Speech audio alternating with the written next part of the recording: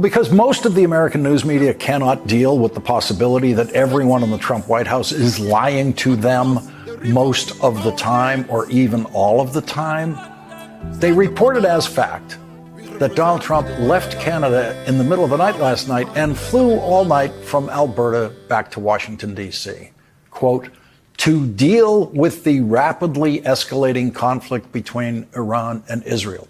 The New York Times reported that as fact. The reason Donald Trump left Canada in the middle of the night was to deal with the war between Israel and Iran. The New York Times could have said, White House officials say that that's the reason Donald Trump left Canada in the middle of the night. And that would be a big difference from just stating it as a fact. And this is not just a semantic point.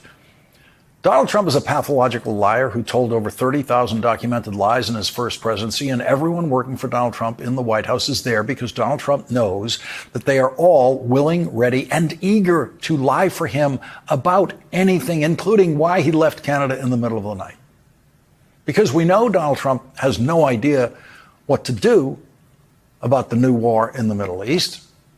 We don't know. We really don't know why he left Canada. It might have been for the reason that the New York Times thinks is a fact. And it doesn't really make any difference what time zone Donald Trump's in or what country he's in when he's trying to do something he doesn't know how to do, like deal with the situation in the Middle East.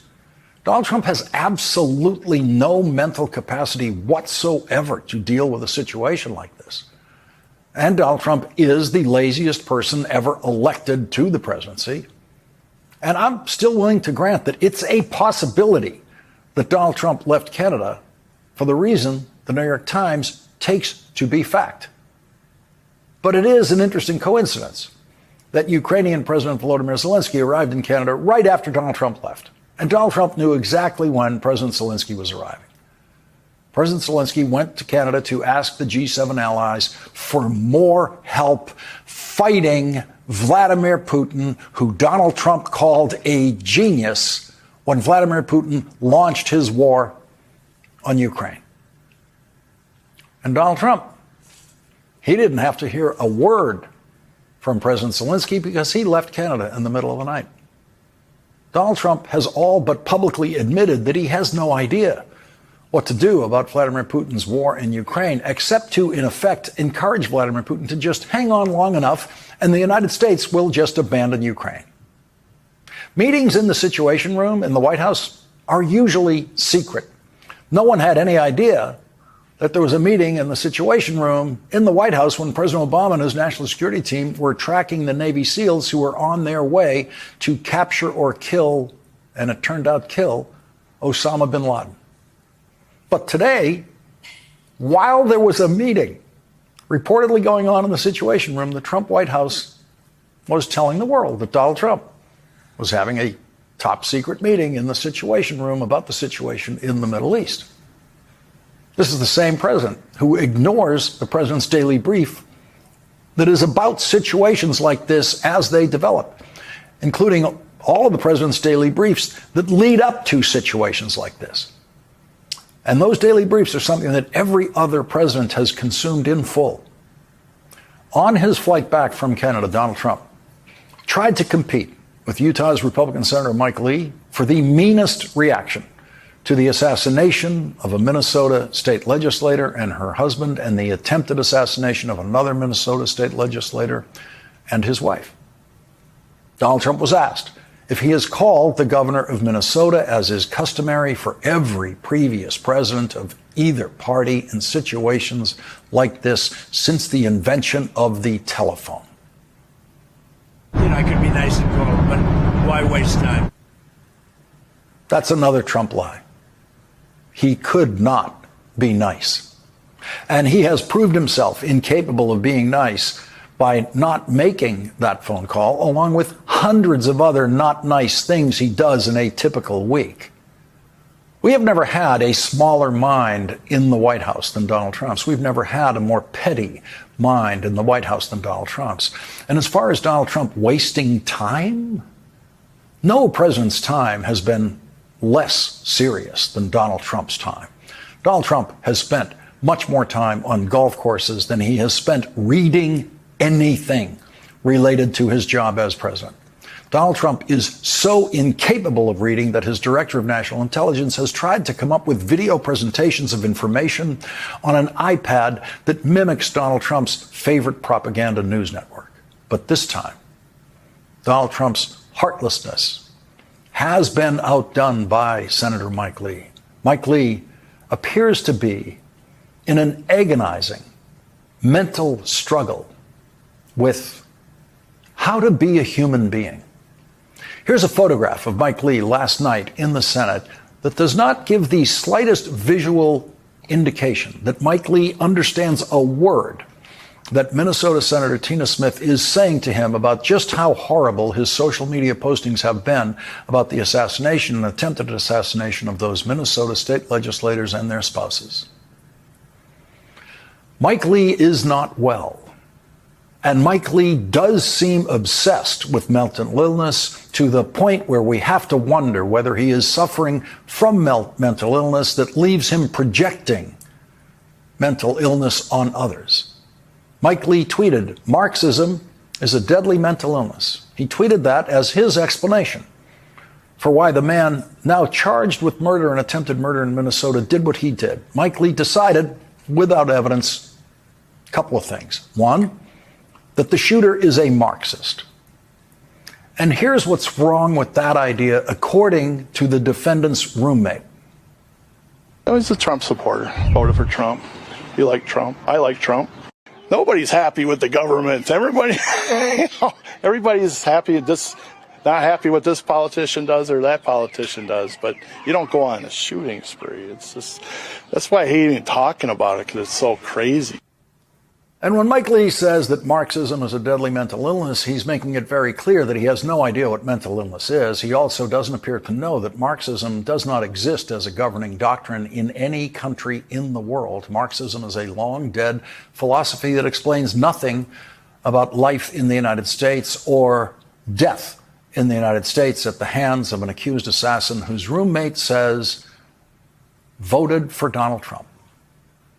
After Senator Smith confronted Mike Lee more than 24 hours ago, Mike Lee did nothing. Mike Lee did not delete his tweets about those murders and attempted murders. Mike Lee is suffering from some very bad coverage in local Utah media. The Salt Lake Tribune reports that Mike Lee, quote, has averaged more than 100 posts a day on the platform over the last several months. 100 tweets a day is not healthy. No United States senator actually doing the job of senator would have the time for 100 tweets a day or even 10 tweets a day. So there's something seriously wrong with Mike Lee. He can't possibly be coming close to doing the job of United States senator. The very first tweet that the very sick Mike Lee issued after those deadly news bulletins from Minnesota was, "My guess is he's not MAGA." That was Detective Mike Lee's guess about the shooter. He's not MAGA. We now know that the suspected shooter voted for Donald Trump. We know the suspected shooter is MAGA. But why would anyone need to guess immediately after the shooting like this about the politics of the shooter? The shooter was on the run when Mike Lee was guessing that he's not MAGA. Mike Lee didn't care about the two issues that mattered the most at that time: sympathy for the victims and pursuit of the shooter. Why would a United States senator need to guess about the shooter being MAGA or not being MAGA? No Democratic senator tweeted, "I guess he's MAGA." But when you're a Twitter junkie like Mike Lee, out of control, tweeting 100 times a day, you're guessing about a lot of stuff. Mike Lee proudly proclaims, his Senate website proudly proclaims that he is a member of the Church of Jesus Christ of Latter-day Saints and served a 2-year mission for the church in the Texas Rio Grande Valley. There is nothing in Mike Lee's religion that told him to guess about the shooter's politics. Mike Lee did not come close to living Mormon ideals in his Twitter madness about these murders and attempted murders. During the weekend manhunt for the suspect in this murder and attempted murder case, Mike Lee decided to blame the Democratic governor of Minnesota for the murder and attempted murder of Democratic state officials by calling it, quote, nightmare on Wall Street. He also posted, quote, this is what happens when Marxists don't get their way. And today, 4 days later, Mike Lee deleted those tweets after Minnesota's senior senator, Amy Klobuchar, complained to him directly about his tweets. But Mike Lee, who has obviously not turned to religion for guidance in this situation, refused to apologize to anyone for any of his tweets. I don't think this is a person who's used to being confronted. I don't think he's somebody who's used to being challenged, and I think he didn't quite know what to do. Approached him from a position of respect and wanting him to understand what I thought, and he didn't have that much to say. He didn't even apologize to you in that interaction? He said, how many times have we heard the words that go something like, I'm sorry if I hurt your feelings, or I'm sorry if you didn't understand what that's not, in my mind, taking accountability or responsibility for your actions. And so I can't paraphrase exactly what he said, but that was the gist of it. Mike Lee is a disgrace. He is a disgrace to the Senate. He is a disgrace to Utah. He owes the voters of Utah who sent him to the Senate an apology for his ugly tweets, his perverse tweets. He owes the nation an apology. He owes Minnesota an apology. He owes them an apology for tweeting 100 times a day, an apology for not doing his job. Mike Lee is not up for re-election until 2028, so he is very likely to continue handling this situation in the most cowardly possible way, which is running away from reporters, forcing his staff to hold up the stuff they're carrying, to try to block the camera's view of Mike Lee like he's a gangster. There it is. The gangster leaving the courthouse shot. Try to block the camera. Before Trumpism took over the Republican Party, a United States senator would be censured for what Mike Lee did. The United States Senate would unanimously pass a resolution censuring a senator who publicly joked about assassinations and attempted assassinations. Last night, Jon Stewart shared a story about Mike Lee when Jon Stewart was lobbying for benefits for 9/11 first responders. We had a team of Feel Good Foundation and a team of first responders with us. Firefighters, cops, other people. One of the cops had been in the first tower when it collapsed, right? So all these first responders are going around the table and they are sharing their stories to try and get Senator Mike Lee to support this bill that's going to provide life-saving coverage and money to the victims of this terrible terrorist attack and the illnesses they are suffering since then.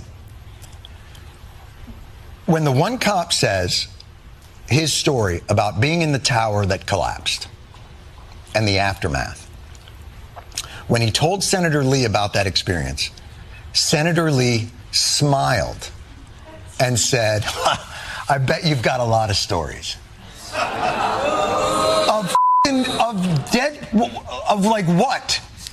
Spring break? Like, what are you talking about? We met a lot of people in Washington. Some were hopeful, some of those meetings. Some were upsetting meetings. That was the only meeting where we all walked out and looked at each other and went, what the is wrong with that guy? The only one. I say this for context, for why I use Senator Lee as the avatar for the insanity of this moment.